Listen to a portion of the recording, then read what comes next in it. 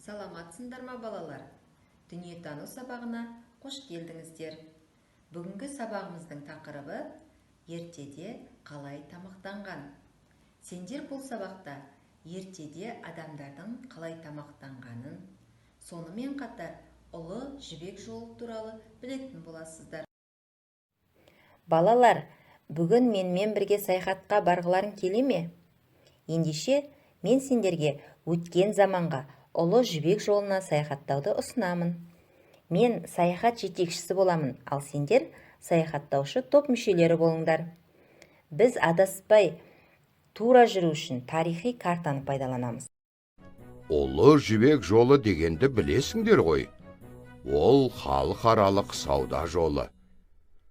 Көне замандарда ол жолмен керуендер Қытайдан жібек тасыған. Содан жібек жолы деп аталып кеткен.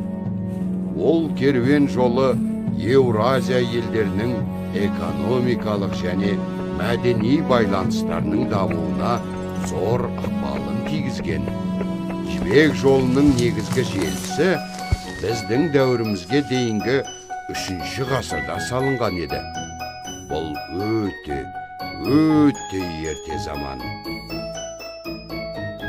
Ол Қытайдың көне астанасы Тяньаньден басталып, таяу шығыс елдері арқылы сонау Италияның бас қаласы Римге дейін баратын. Керуен жолдарымен ондаған, жүздеген түрлі тауарлар тасымалданатын. Сонда ұлы жібек жолының негізгі бағыты солтүстікке бет алған. Ол Орта Азиядан оңтүстік Қазақстанға, Жетісуге, Испиджаб, Тараз, Құлан, Меркі, Суяб, Баласағұн, Талғар, Барысхан деген ірі қалалар мен бай ауылдар арқылы өтіп, ары қарай Қытайға бағыт алып, Жапон астанасы Нары қаласына дейін жеткен. 8-12 ғасырларда Қазақстан жермен өтетін керуен жолдарында қызу сауда жүреді.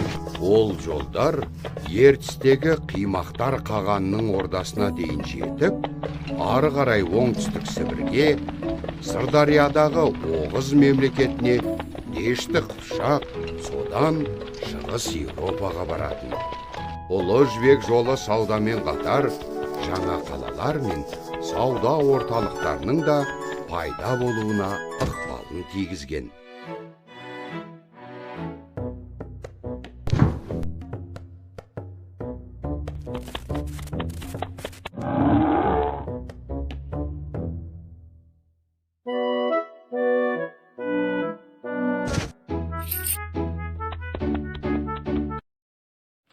Мен сендерге мынадай кеңес бергім келеді. Егер саяхатқа шығып жатсаңдар, өздеріңмен бірге құрма алып жүріңдер. Себебі оның құрамында адам ағзасы үшін қажетті көптеген дәрумендер бар. Ертедегі адамдар да сапарға шыққанда құрманы өздерімен бірге алып жүрген және оны шөл даланың наны деп атаған. Балалар, біз барлығымыз тарихи саяхатшылар сияқты барған қалаларымыздың халқы қандай тағам мен сусын түрлерін пайдаланғанын, ұлы жібек жолының бойындағы елдің тұрғындарының дастарханында қандай азық-түлік болғанын, өте ертеде адамдар нені азық еткенін зерттеу керекпіз. Ол үшін детектив ойынын ойнаймыз. Сендер детектив рөлінде оқулығыңның 73-ші бетіндегі картаны пайдалана аласың. Мен атаған қалаларды картадан тауып, оны қарындашпен қоршап отыр. Сауран, Баласағұн, Тараз, Түркістан, Сығанақ. Сендер картадан толтырылған қапшықтардың суретін көріп отырсыңдар. Ол қапшықтарда дәнді дақылдар және мына суреттегідей жармалар болған. Ертедегі адамдар осындай жармаларды, жемістер мен көкөністерді пайдаланған. Жармалардан түрлі тағамдар әзірлеген. Ертедегі адамдардың негізгі тағамдарының бірі нан болған. Балалар, сендер суреттегі жарма түрлерінен көптеген ботқаны әзірлеуге болатынын білесіңдер ме? Ал сен қандай ботқаны жақсы көресің?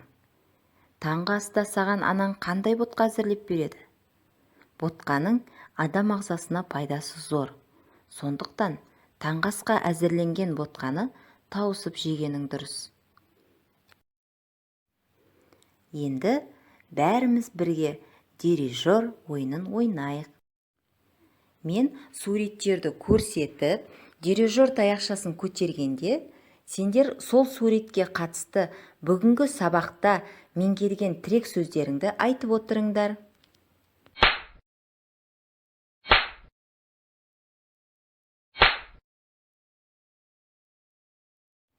Енді жұмыс дәптеріңнің 51-ші бетін аша қой. Отбасылық ас мәзірі. Отбасына арнап бір күндік ас мәзірін жаса, немесе суретін сал. Орындап болған соң, суретке түсіріп, мұғаліміңе жіберуді ұмытпа. Егер бүгінгі сабақ сендерге түсінікті, қызықты болса, дәптеріңе жасыл алманың, ал егер түсінбесең немесе сұрағың болса, қызыл алманың суретін сал. Балалар, осымен бүгінгі сабағымыз аяқталды. Мен берген тапсырманы толықтай орындайды деп сенемін. Ендеше балдар, келесі кездескенше сау болыңыздар.